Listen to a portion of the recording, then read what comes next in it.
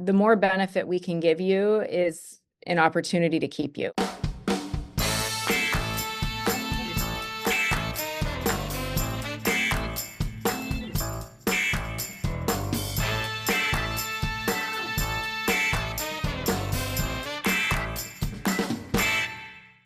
Okay, welcome back to the Marketing Playbook, presented by Bluecore and Path to Response.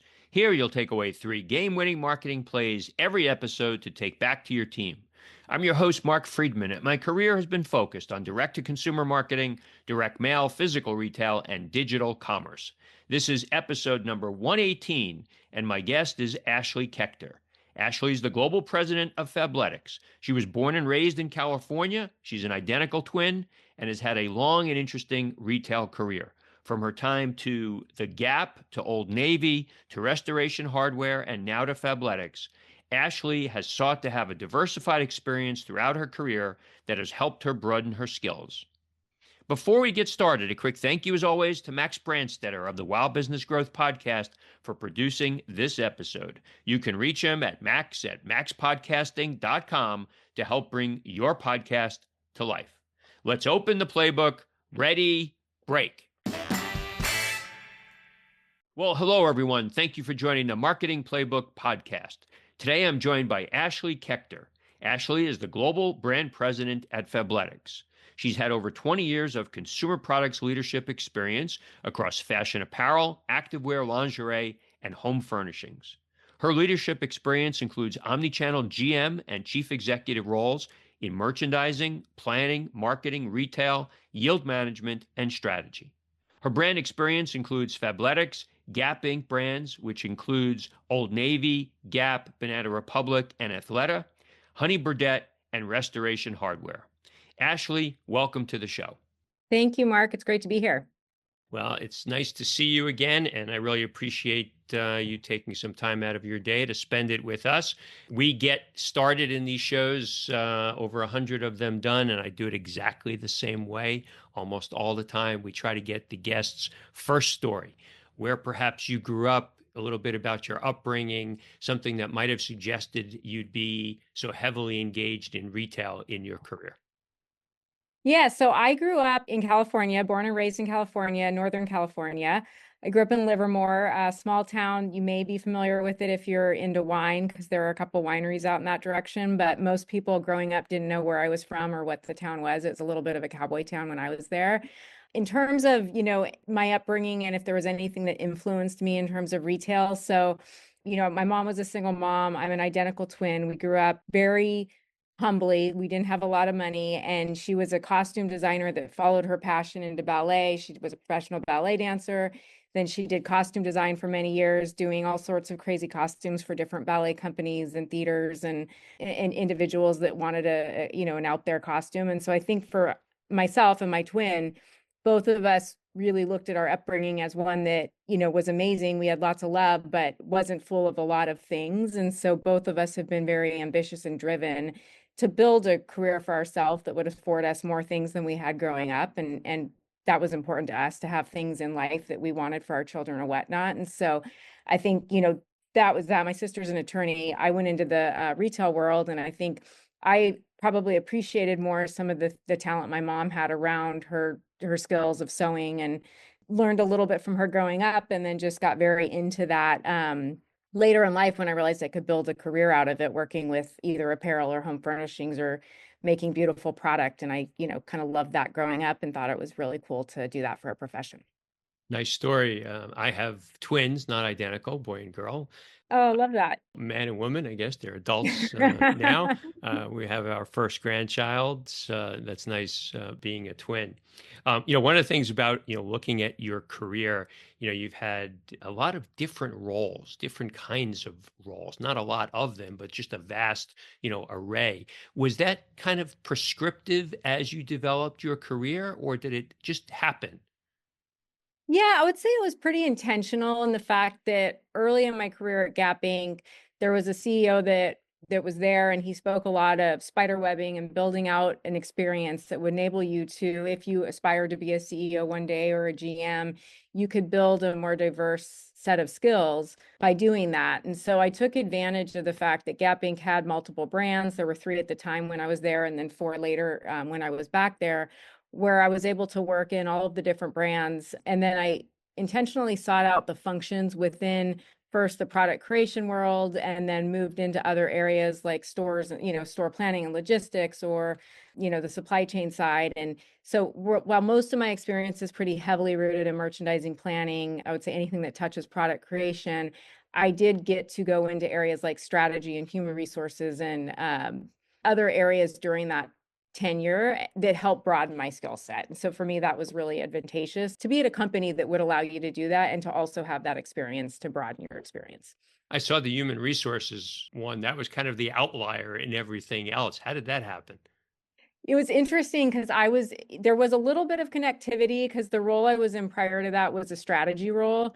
And I was working for Gap Brand at that time in a strategy capacity, helping them roll out a planning and allocation and merchandising system. And so, as part of that work to implement the new system, the next phase of that was to make sure that the orgs within each of the brands, so Banana, Old Navy, and Gap, was to make sure that their organizations were set up effectively to operate in the new system. And so it was touching the main product creation functions, all of those areas were getting a new system, but then working on the human resources side to assess the org, make sure this, they're address talent gaps, integrating the functions so there weren't so many silos. And so a lot of it was org design and interpreting how the new org would need to work in this new system that was very different from what they were previously doing. And so it connected to, I would say, the product area, but was specifically sitting in human resources. Interesting. I've worked in a number of multi-brand businesses where there's collaboration often, there's sometimes healthy competition. What kind of experience was it for you working at Gap brands, with the 3 or 4 brands, depending upon when you were there? You know what's unique about Gap Inc., and I think this is what was great about them when I was there and what they do really well still today is, although they're part of the same company, there is still an indistinct or a distinct and independent brand identity associated with the company and in each brand. So they had separate offices at the time. They operated very much with the focus on their consumer. And so if you're at Banana Republic, that customer is very different than the Old Navy customer.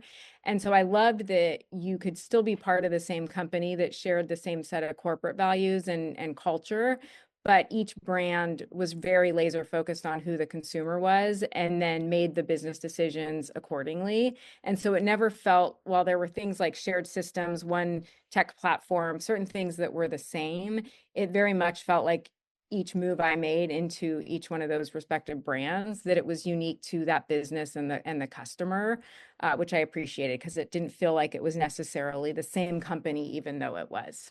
You mentioned, knowing who your customer is, and obviously that is so critical. And some businesses think they know who their customer is, and there's a lot of opinion. And then in many cases, brands are very knowledgeable. They've done a lot of research. They've assimilated, consumer insights. In the roles that you have had, how have you been able to, get that information so that you are, in your words, laser focused about who the customer was? I think, in all of the roles I've had, we've had a pretty clear definition of who is our target consumer and what can we learn about that customer. I'll say Gap Inc. and my current role in Fabletics probably have the most robust view to the consumer with a lot of data. And so we had a consumer insights team at Gap Inc. We could leverage that team across all of the brands. And same thing with Fabletics. We have a team that really focuses on who our members are and what makes up those members in terms of their age and their race and their demographics, their psychographics, all of the things that you would want to understand, where they shop, who are the competitors that they're shopping at. I think all of those factors really help you stay true when you're developing and designing the product to who you're going after. It's a little different in a furniture world, which is where I was at when I was at RH, where we certainly knew who our consumer was from an income level, because to afford RH, there's a certain income level required to be able to afford them as a luxury premium home furnishings brand. But it wasn't as granular as what you get in the apparel space. And I think that's probably the difference there is you're targeting a little bit differently based on purchase behavior and then who can afford the product more so than maybe opening up a wider range if you're an apparel and lower price point product. Is it because you think people have a more difficult time describing their taste around home versus apparel? Not necessarily, right? Because I think people think in the lens of I have a more modern aesthetic or a traditional aesthetic, but it's a little you don't think of though, right? Like in apparel, you're like, what's their gender? You if it's age based, you kind of have an understanding of are they going to respond to crop tops more so than if it's an older consumer, you've got a size element, which helps also dictate what that product may look like. In the home furnishing space, it comes down to what is their design taste, right? Like, are they going after that modern clean aesthetic or do they want a more traditional rustic look? And then there's a lot of work that the customers do with interior designers. And so the projects are a lot longer. It's a considered purchase. If you're going to spend $20,000 on a sofa, you're going to sit on it a lot to make sure you like it before you put it in your home. And so I think there's a lot of factors that go into that purchase more so than if you're in apparel and if you order it, you can return it very easily. It's not as easy to return a sofa if you've made a mistake. So I think that's some of it as well, is that relationship with the customer, even in an e-com setting, is different versus an apparel e-com experience. When you were focused on the merchandising and planning roles, was it such that you were responsible for physical stores as well as e-commerce? Was it managed together? For the majority of my experience, it's been managed at omni-channel, but I would say early in my days at Gap Inc., we definitely had more of a functional approach and then a channel approach. And so there was a digital team, and then I sat within the retail team for the early years of my career. And then as digital became a little bit more just common, it wasn't so nuanced as a new channel, then it got merged into the ways the brands operate, and the leaders then became omni-channel leaders.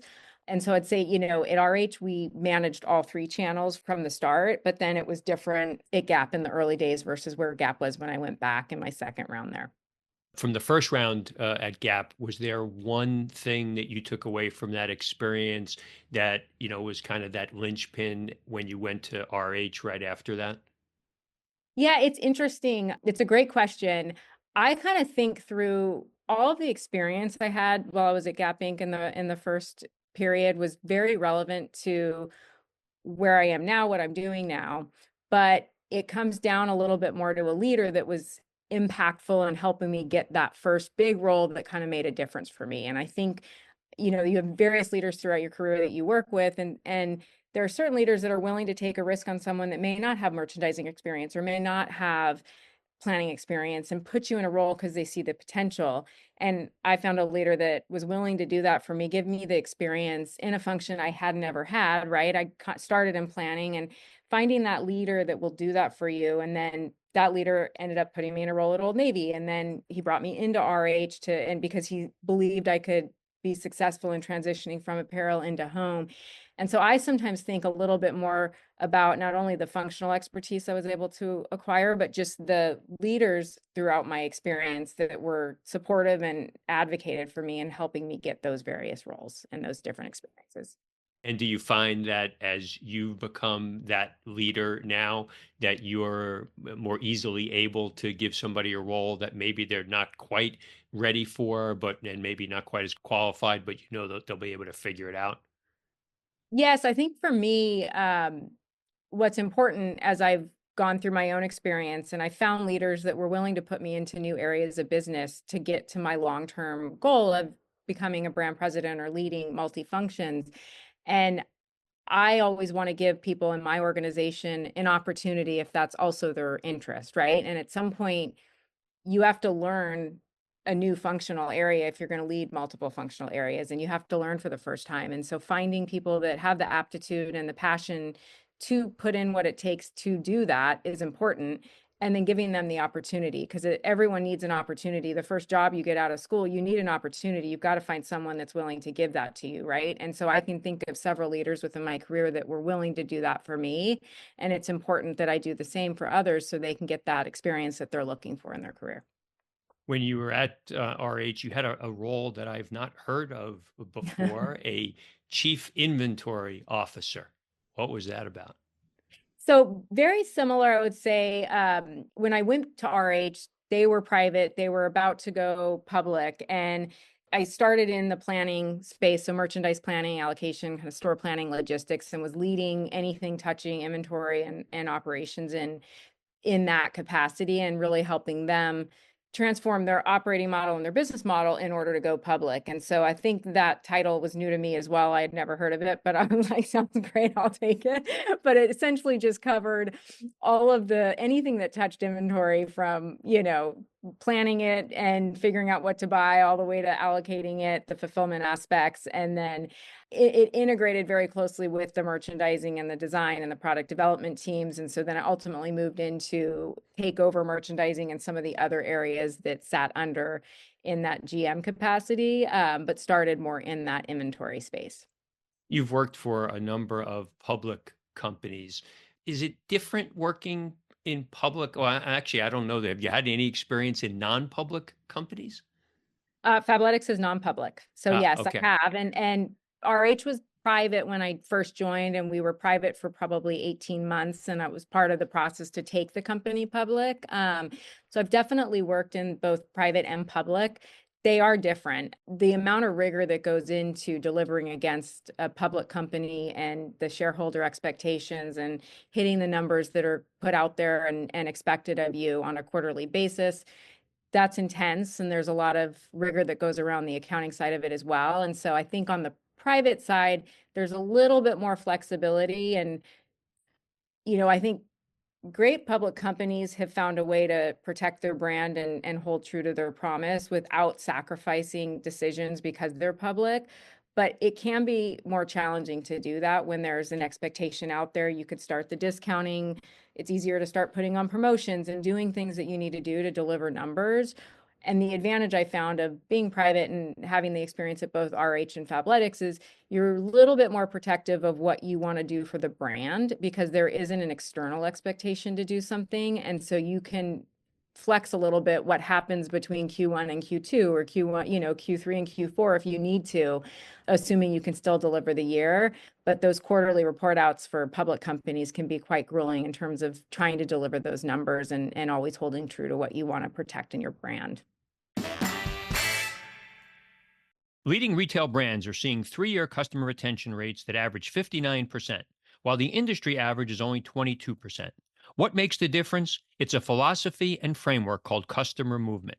Customer movement centers your strategy on customers rather than channels. It's the practice of understanding customer value and moving shoppers through the life cycle more often and more efficiently. From unknown visitors to known shoppers, from non buyers to new buyers, from one time buyers to repeat, and re engaging those who threaten to slip through the cracks. Bluecore is the retail marketing technology behind customer movement, working with more than 400 leading retailers and D2C brands such as Gap, Neiman Marcus, Carhartt, and Tapestry. Learn more about customer movement and how to create a more active, profitable customer base at bluecore.com. So we've mentioned Fabletics a few times. There's probably some people that are listening to the show that won't know the brand. So why don't you talk about Fabletics, the product assortment and line, and then I've got a load of questions about the business model. So Fabletics was founded about 11 years ago. So there are three founders: Adam Goldenberg, Ginger Wrestler, and Dawn Wrestler. They founded the brand with our female founder, Ginger. She was a D1 track athlete. She was very inspired by building an activewear brand with great product, but with a more higher fashion lens. And so a lot of the competitors out there at the time, or 11 years ago, they were offering primarily black and gray and navy leggings. There weren't a lot of fashion options. There was almost no print option for a legging. And so they came up with this concept of building this digital fashion brand that served the activewear lounge. I would say we call it active life wear here, where it crosses over a little bit into certain categories that might not be totally performance categories, but still has some sort of function in there. In terms of like where we operate, we're primarily North America.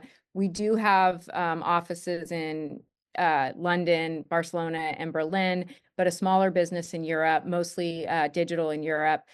Within the US, we've got 101 stores, growing very rapidly, with that expansion hitting anywhere from 15 to 20 stores a year between now and probably the next 5 years.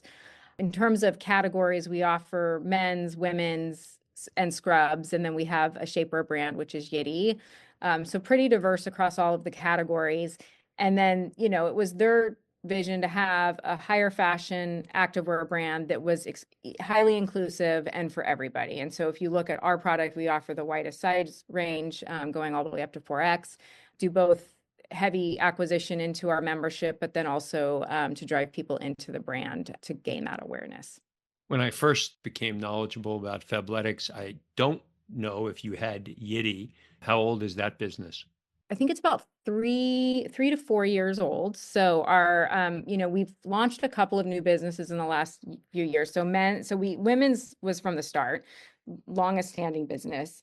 Men's probably launched about 5 to 6 years ago. So it's growing, but we've had it for a while, and there aren't as many competitors that offer the men's business, other than obviously Lulu and Vuori from the two that are the largest. And Alo has it, but they're definitely more dominant on the women's space. And then we introduced scrubs 2 years ago. So we are the only brand that has an active inspired scrubs wear line, which is great because it's like wearing your joggers to work if you're a nurse, but they're actually very functional in terms of what you need your product to do if you're around liquids or medical stuff. Like, very good product.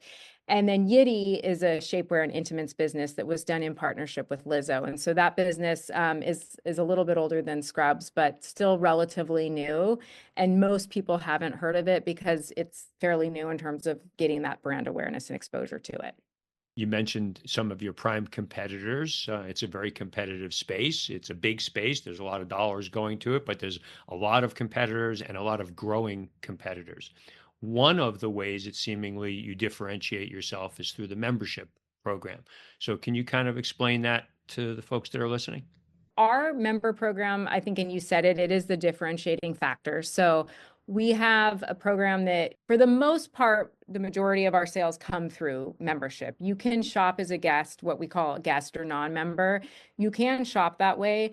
We intentionally put you through a funnel that influences you to shop as a member because there are significant benefits if you are a member. And so the way it works is we really spend most of our paid media dollars on acquiring you as a member.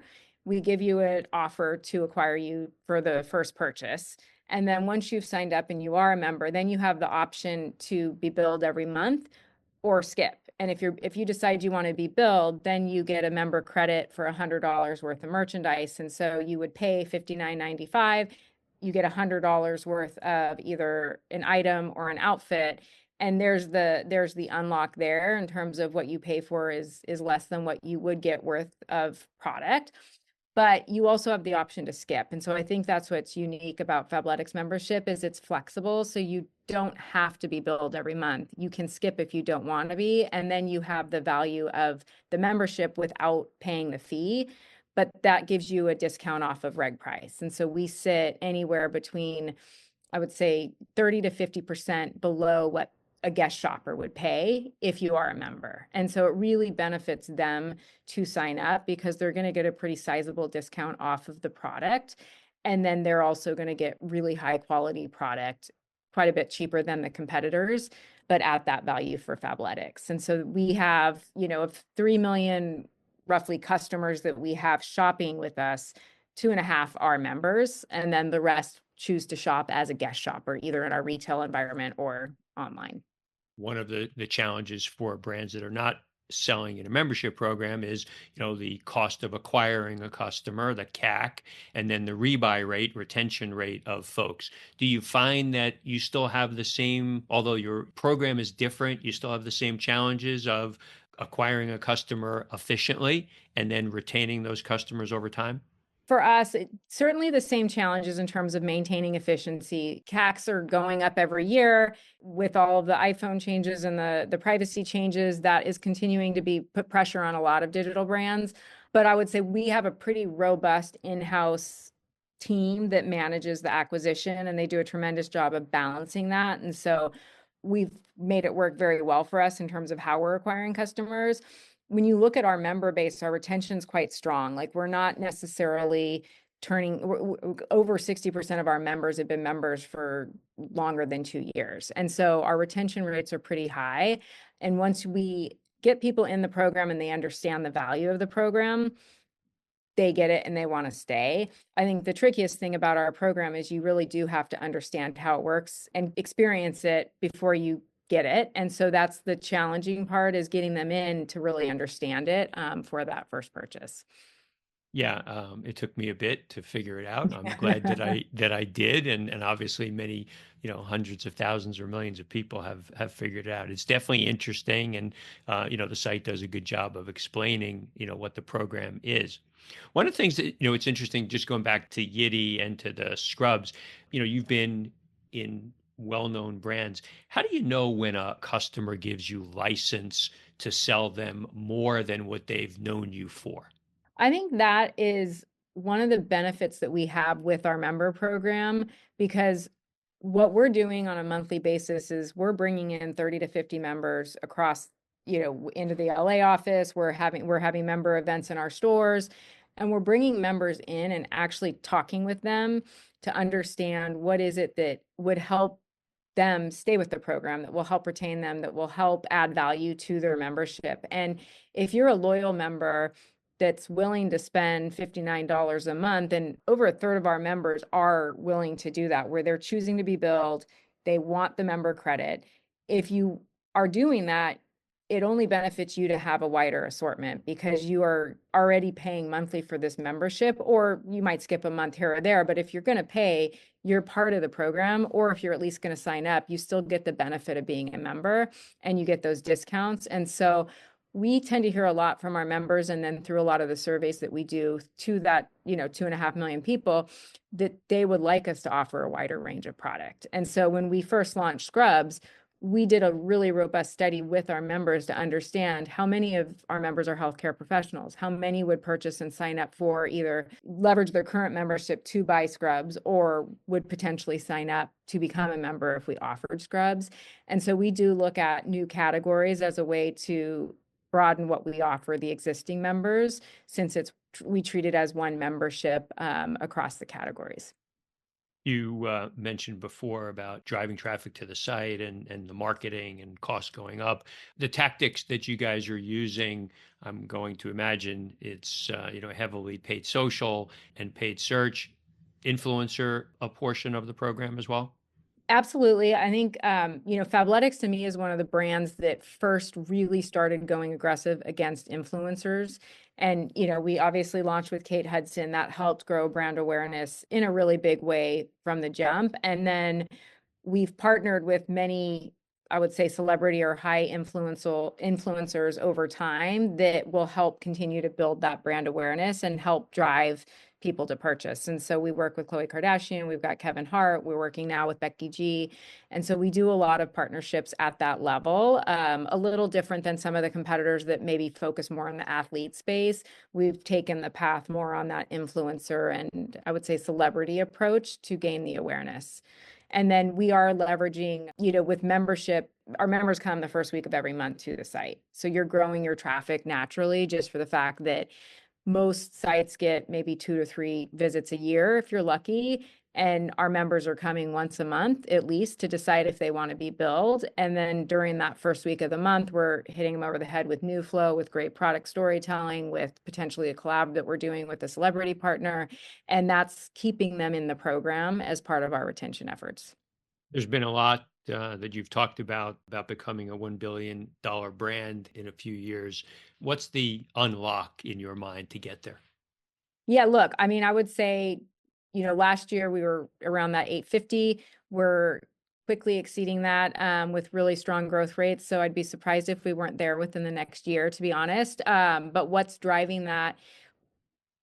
D2C is our biggest channel. We do roughly 70% of our sales in the D2C channel, but then we've got 100 stores.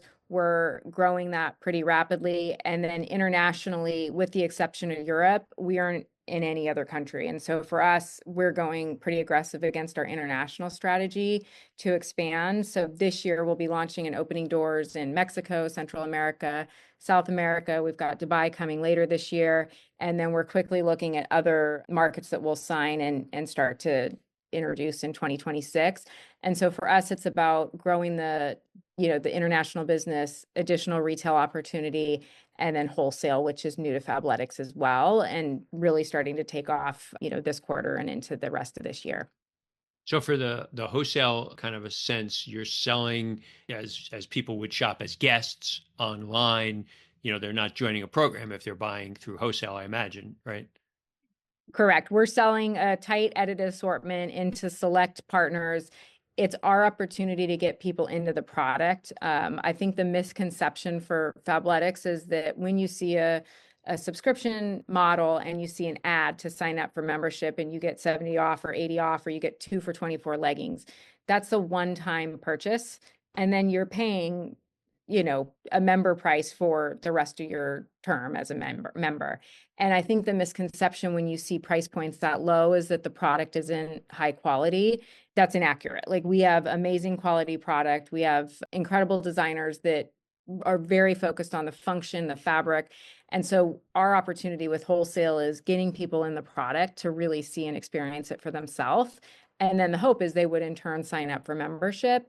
And so we won't necessarily be charging them at ticket, potentially, depending on the partner, but we are looking at it as a way to get more people in our product. And then in turn, they'll ideally sign up for membership. I was playing around. You have a Fit app as well, which I thought was interesting. Is that just one more tactic to keep the customer engaged with the brand?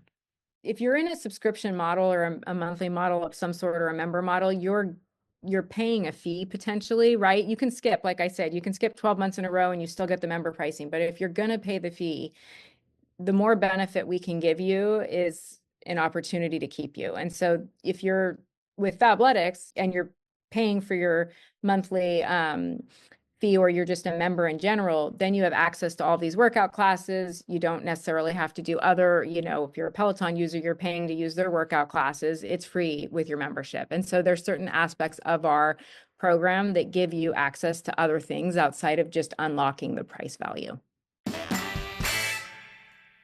Tired of clicks that don't convert? You're crushing it online, but you're leaving money on the table. Path to Response bridges the gap between digital and direct mail, turning online engagement into high ROI campaigns. Stop guessing and start converting. Visit pathtoresponse.com and unlock your full customer acquisition potential. Path to Response, where clicks meet conversions delivered. Visit pathtoresponse.com and unlock your full customer acquisition potential today. We're down to the end of the show. We do this 2-minute drill, 7 questions, 1-word answer. Are you ready? I think so. Hit me. Okay. A brand that you admire or that inspires you? Ralph Lauren. Favorite app on your phone? Instagram. The last website other than Amazon that you shopped from? Sephora. Something that you're not good at, but that you wish that you were? Art. Charitable organization that you're passionate about? The Lymphoma and Leukemia Society. If you had one superpower, what would it be? Oh, this one's hard. To magically make dinner appear. That's not one word, but food on my table at night when I get home. If I could snap my fingers, a meal would be cooked. I hate cooking. Other than family, what's your most prized possession? This one's tough. I would say video, family video. Okay, there you go. This was really great, Ashley. Thank you for spending the time. Glad to see you again, and you look very happy with the role that you're in, and wish you guys continued success. Great. Thank you, Mark. It was great to see you again as well. That's it. Today's game ball goes to Ashley Kechter for coming on the Marketing Playbook. To me, today's 3 game-winning marketing plays were as follows. Number 1, somewhere in your career, you will hopefully find that leader that wants to help you grow your career. As Ashley mentioned, she worked for people who wanted to give her opportunities to broaden her experiences. Whether you find that or not, you can be that person for others as well. Make it important for yourself to grow the people around you and help make them better at what they do. There's no better feeling than to see people who have worked with you go on and develop a great career. Number 2, know thy customer. If we're in a customer centric role, we all think we know who they are, but there really is no reason to guess. There are so many ways to gather customer insights to establish a profile and then use that profile to grow your business. Ask your customers what they think. They will absolutely tell you. And number 3, be a disruptor. The Fabletics business is a different business model than many. Their customers are paying a monthly membership fee in return for deep discounts on high quality products. You can skip a month's payments if you don't have a need to shop now, but you can come back anytime and redeem the credits you have from your membership. In a very crowded category, Fabletics is leveraging that point of differentiation to grow their business. Thank you, Playbook marketers, for listening to another episode. If you want to check out more pages of the Marketing Playbook, make sure to subscribe on your favorite podcast spot and leave us a 5-star review on Apple Podcasts. Until next time, the devil is in the details.